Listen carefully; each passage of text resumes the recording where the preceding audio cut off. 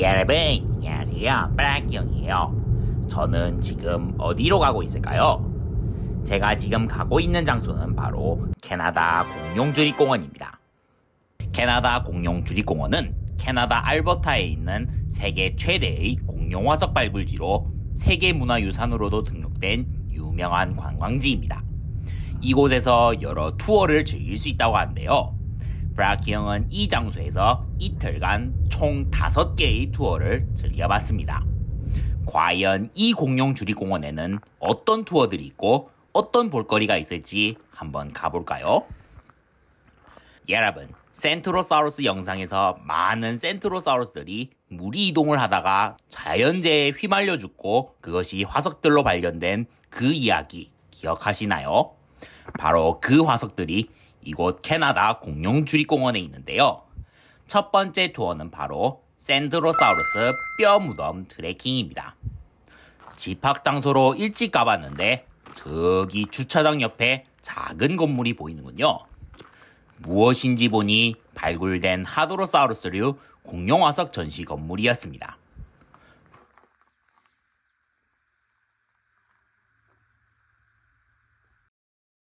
투어 출발 시간이 다가오자 많은 관람객들과 가이드분들이 약속 장소로 오셨는데요. 출발하기 전에 각각 소개하는 시간을 가졌습니다. 캐나다 사람도 있었고 미국, 유럽, 남미에서 온 관람객들도 있었습니다. 출발하기 전 규칙들을 들었는데 이곳에는 전갈, 방울뱀이 있으니 조심하고 자연을 훼손하면 안 되며 여기에 나오는 화석을 가져가선 안 된다는 기본적인 규칙을 들었습니다. 자, 그럼 출발해볼까요? 주변을 둘러보면서 걷는데 배드랜드 지층들이 널려있는 풍경을 볼 때마다 멋지네요.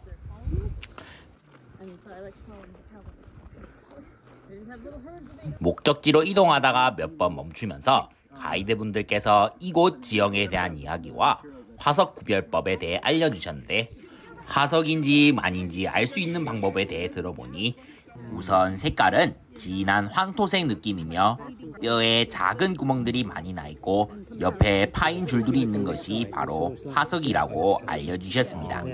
뼈 무덤을 구경하는데 아주 중요한 정보네요. 이동한 끝에 도착한 센트로사우루스 뼈 무덤. 네?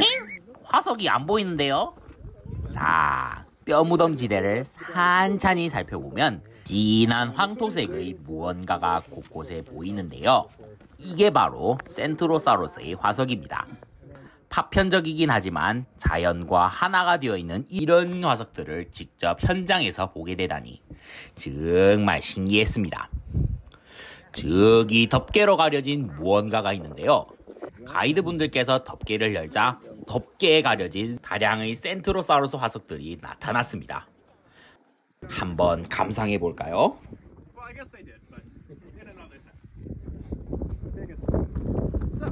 여러분, 제가 들고 있는 이 화석은 센트로사우루스 목에 있는 공같이 생긴 뼈로 국내에서는 뭐라고 번역되어 있는지는 알 수 없지만 아무튼 이 뼈는 센트로사우루스 한 마리당 이 공뼈 1개를 가지고 있고 발견된 이 화석의 개수로 몇 마리의 센트로사우루스가 죽어 있었는지 알 수 있다고 하네요.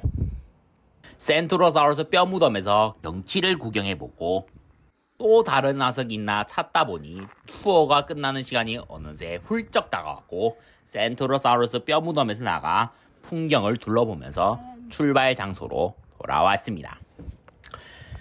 슬슬 배가 고픈데요. 저는 국립공원 내에 있는 식당에서 점심을 먹고 남은 시간에 방문객 센터로 가봤습니다. 공룡주립공원 방문객 센터에는 규모가 작지만 공룡주립공원의 생태와 환경을 배우는 공간이 있고 옛날 모습으로 재현한 달굴 텐트를 지나면 발견된 여러 화석들이 전시된 공간이 있습니다. 다스플레토사우루스의 화석 등 여러 화석들이 전시되어 있었고 공룡 골격들도 있었습니다.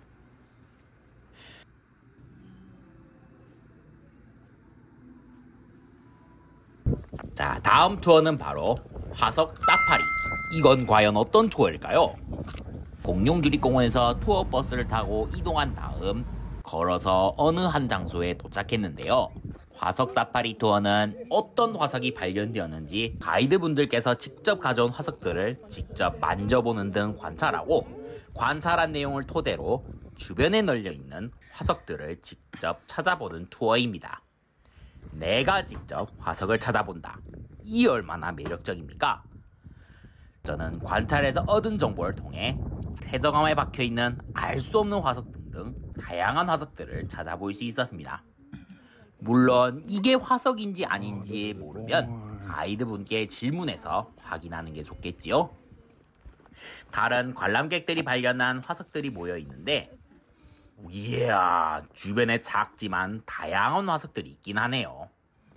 아참, 여러분 주의할 점이 있는데요. 공룡주립공원에는 선인장들이 있는데 제가 화석을 찾다가 손가락에 선인장 가시가 박혀 빼느라 애먹는 일이 있었습니다.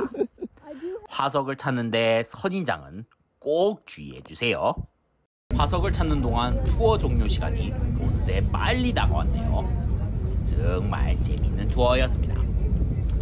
저녁 투어를 하기 전에 공룡주립공원에 널려있는 길을 따라 트레킹을 해봤는데 오랫동안 걸어다니는 걸 별로 안 좋아하는 저도 여기서는 풍경을 감상한다고 그런 생각이 별로 안 들었습니다. 아, 여러분, 여기 나무들이 많고 옆에 강이 흐르는 트레킹 길은 여름엔 가지 않는 것이 좋습니다. 여러 식물들과 새들을 볼 수 있지만 모기들이 엄청 많습니다. 진짜 많이 물렸습니다. 아, 맞다. 어느 트레킹 코스 입구 주변에 하드로사우루스류 화석 전시 건물과 비슷한 건물이 하나 더 있는데 여기에는 센트로사우루스 화석이 있었습니다.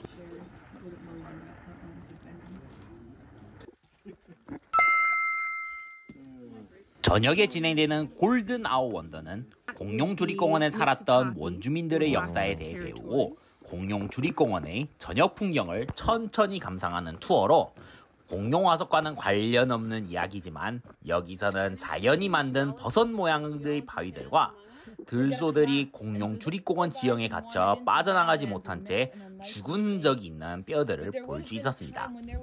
가이드분의 이야기에 따르면 이곳에 살았던 원주민들은 들소들을 빠져나가지 못하는 곳으로 몰아 사냥을 했다고 하네요. 마지막으로 노을 지는 풍경을 감상하면서 1일차 마무리를 지었습니다. 다음날 아침, 본베드 익스프레스 하이킹 투어에 참여했습니다. 본베드 익스프레스 하이킹은 센트로사우루스 뼈 무덤 트레킹과 비슷한 투어로 목적지는 공통적으로 센트로사우루스 뼈 무덤입니다. 안 그래도 한 번 더 보고 싶었는데 정말 잘 됐습니다. 이동하는 동안 공룡에 대한 다양한 이야기를 듣고 저 멀리 발굴 현장을 구경하면서 걷다 보면 어느새 센트로사우루스 뼈 무덤에 도착하게 됩니다. 이런 역사적인 장소를 한 번 더 구경하니 정말 좋네요.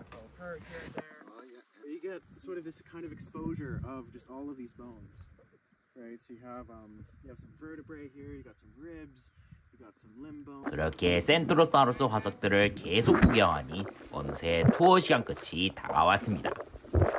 이제 정말 작별 인사를 해야겠네요. 마지막으로 간 투어는 탐험가 버스 투어로 탐험가 버스 투어는 버스를 타고 몇몇 장소로 이동하면서 원주민들과 1900년대 초반 화석 사냥꾼, 현대 고생물학자의 눈으로 공룡주립공원을 탐험하는 투어로 주변에 널려있는 화석들을 찾아보고 케이스에 보호되어 있는 화석을 구경할 수 있었습니다. 그리고 이 버스 투어의 클라이막스는 바로 이 건물 안에 있는데 바로 코리토사우루스 화석입니다. 이야, 머리뼈, 피부까지 보존이 엄청 잘 된 코리토사우루스네요. 이 코리토사우루스는 강에 빠지고 난 뒤 빠르게 파묻혀서 이렇게 잘 보존되었다고 하는데 정말 신기하네요.